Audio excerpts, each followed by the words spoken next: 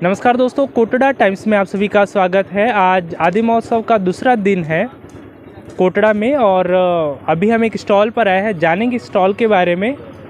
नमस्कार। मेरा नाम हरीश लोहार है और हम जो ये स्टॉल लगाई ICDS और सेवा मंदिर और हिंदुस्तान जी के साझा संयुक्त में लगाया है हमने, जिसमें हमने ये दालें के बारे में बताया, जैसे पर गाँव में लोग दालें का उपयोग करें। हमने ये जैसे आंगनवाड़ी के कार्यकर्ताओं ने सबने मिलकर ये रेसिपी बनाई है जो परिवार को इसकी गुणवत्ता के बारे में समझा सके। और जो हमारा एक खुशी कार्यक्रम चल रहा है उसके अंतर्गत हम CMM कार्यक्रम का आयोजन करें, जिसके जो हम सबसे पहले इंट्रो लेते हैं, फिर बाद में उनको RE ट्यूब है, उन सभी के बारे में हम कार्यक्रम चला रहे हैं जी। तो ये सेवा मंदिर की ओर से नहीं, ICDS विभाग और सेवा मंदिर दोनों को मिल के करवा। अच्छा, तो ये कहाँ कहाँ हो रहा है वैसे? सर, ये कार्यक्रम कोटड़ा के 264 आंगनवाड़ी पर चल रहा है। अच्छा, तो क्या क्या होता है वहाँ? इसमें अपने बच्चों के साथ खेल गतिविधियाँ होती है, उनका ठहराव बढ़ाने के लिए, आंगनवाड़ी पर ठहराव बढ़ाने के लिए हम प्री स्कूल पर कार्यक्रम करते हैं और समुदाय में माताओं के साथ रेसिपी कार्यक्रम करवाते हैं, जिससे उनको व्यंजन बनाने का तौर तरीका समझ में आवे, कैसे बनावे और उनकी पोषक तत्वों के बारे में जानकारी भी मिले। और उन्हीं परिवारों के साथ हम पोषण वाटिका भी लगा रहे। इस बार हमने 1320 परिवार को पोषण वाटिका लगाई, जिसमें अपन आपके सामने है जैसे बैंगन, मिर्ची, टमाटर के ये है शायद, और साथ ही उनके बीज भी 9 प्रकार के बीज है, जिसमें अपन मटर लगाएंगे, धनिया लगाएंगे, पालक, मेथी, सारी चीज़ें अपन लगाएंगे जी। तो आंगनवाड़ी में आंगनवाड़ी कार्यकर्ता रहती है या और कोई भी व्यक्ति वहाँ? नहीं, आंगनवाड़ी कार्यकर्ता के अलावा उनकी आशा बहन जी भी आती है और उनके साथ में सहायिका भी रहती है, जिनकी जिम्मेदारी सहायिका की जिम्मेदारी रहती है कि बच्चों को लाना है, माताओं को मतलब आंगनवाड़ी केंद्र के प्रति जुड़ाव बढ़ाने के लिए काम करती है। तो उनको ये सारी ट्रेनिंग या ये जानकारी वो कहाँ से और कैसे उपलब्ध होती है? इनकी जानकारी ट्रेनिंग तो ICDS विभाग भी करवाता है और सेवा मंदिर की तरफ से जो कार्यक्रम चल रहा है उसके अंतर्गत भी हम क्वार्टरली इनकी ट्रेनिंगें, मीटिंगें करवाते रहते हैं, जिससे इनको इनकी क्षमताओं का भी विकास हो सके। जी। तो यहाँ पर ICDS से जुड़े हुए महिलाएं भी हैं, उनसे बातचीत करेंगे। नमस्ते। नमस्ते। क्या नाम है आपका? चंदा देवी। चंदा देवी कहाँ से है?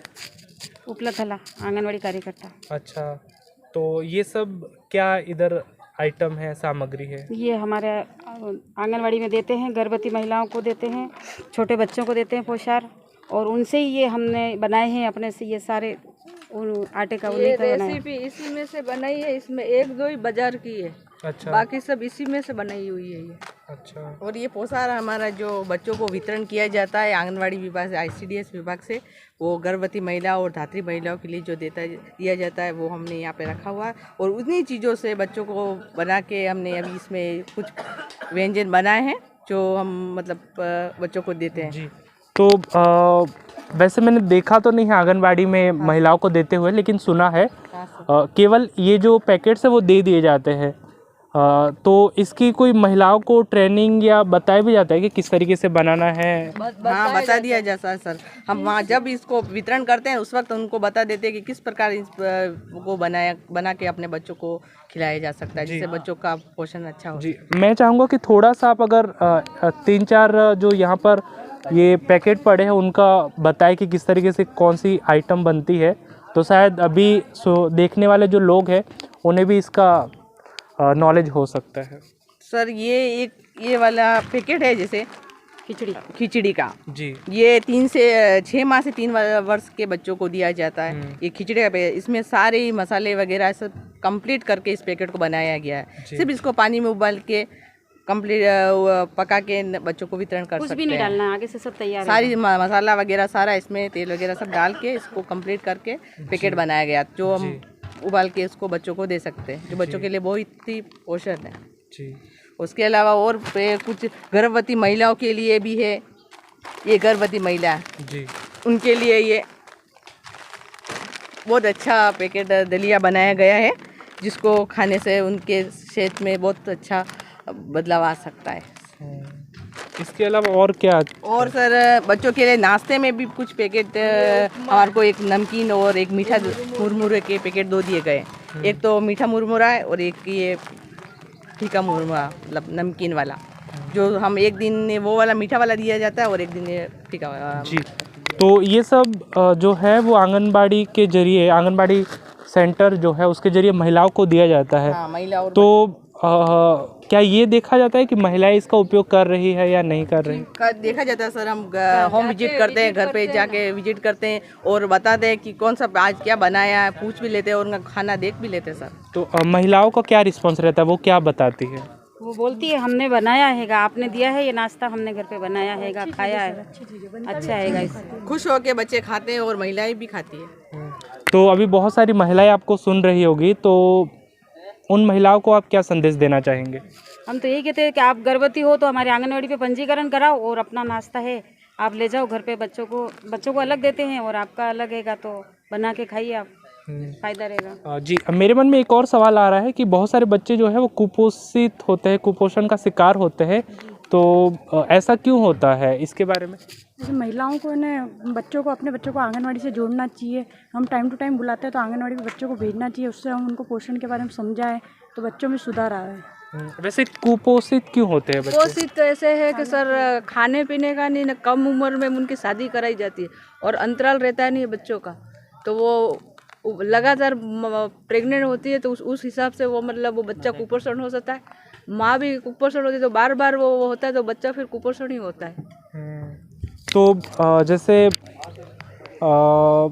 एक बच्चे के बाद कितना गैप रखना चाहिए उनको? 3 साल का, कम से कम 3 साल का अंतराल होना चाहिए बच्चे का। तो दोस्तों आप सुन रहे हैं, और बहुत सारे जो भी लोग इस वीडियो को देख रहे हैं और लोगों को शेयर करें, ताकि बहुत सारे लोगों को ये जो यहाँ से जानकारी मिली है वो लोगों तक पहुँच सके, और फिर हम आगे और बढ़ते हैं और स्टॉल पर जानते हैं क्या कुछ जानकारी यहाँ पर दी गई है। बहुत बहुत धन्यवाद आपका, थैंक यू। तो दोस्तों हम आगे बढ़ रहे हैं और जानते हैं आगे जो स्टॉल है वहाँ पर। तो जहाँ तक मेरी जानकारी है टीएडी विभाग की स्टॉल है। नमस्कार, क्या नाम है आपका? मेरा देवीलाल सोलंकी। देवीलाल सोलंकी। तो ये किसकी स्टॉल है? ये जनजाति विकास विभाग। अच्छा, तो यहाँ पर क्या जानकारी आदि महोत्सव कोटड़ा में दी जा रही है? ये जो आ रहे हैं लोग युवक के बारे में जो भी जानकारी चाह रहे हैं वो दे रहे हैं। ये सारी स्कीम इस पे। तो क्या क्या स्कीम्स है, थोड़ा सा आप बताइए। तो जनजाति आवासीय विद्यालय सबसे पहले तो ये है मेन, जिसमें आश्रम छात्रावासों का संचालन किया जाता है। आवासीय विद्यालय का संचालन है, खेल छात्रावास और बच्चों को जैसे ये स्कॉलरशिप वगैरह। तो कल पूरे दिन भी आप यहीं पर होंगे, तो कितने लोग आपसे आए और जानकारी ली है? ये तो बहुत कम लोग जानकारी तो ले रहे हैं जी, लेकिन आज जरूर रहे हैं, मेले का आनंद ले रहे हैं जी। तो मतलब कोई जी, तो अभी आपको बहुत सारे लोग सुन रहे होंगे, उन्हें आप क्या मैसेज देना चाहेंगे? हम ये मैसेज देना चाहेंगे कि मतलब जो ये महोत्सव किया गया है बहुत बढ़िया चीज़ है और लोगों के फायदे की चीज़ है। यहाँ आवे, उसका फ़ायदा उठाए और जानकारी ले। विभाग संबंधी कोई जानकारी नहीं प्राप्त है तो यहाँ से मिल सकती है। वैसे जैसा कि टीएडी विभाग का एक स्टॉल लगा हुआ है, बहुत सारी हॉस्टल चलती है, आवासीय और आश्रम शालाएं, तो उनमें क्या सुविधाएं मिलती है जिससे लोग जो है वो अपने बच्चों को हॉस्टल में पढ़ने के लिए भेजें?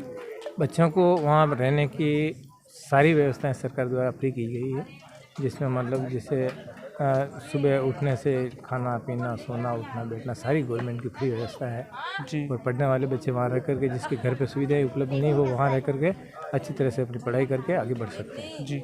बहुत बहुत धन्यवाद, थैंक यू। तो दोस्तों हम अभी थे जनजाति विभाग की स्टॉल पर और वहाँ से जानकारी ली। इस तरह हम और भी स्टॉल पर जाएंगे, जानकारी लेंगे, तो आप इस तरह बने रहिए आपके अपने दोस्त विनोद के साथ कोटड़ा टाइम्स में। नमस्कार।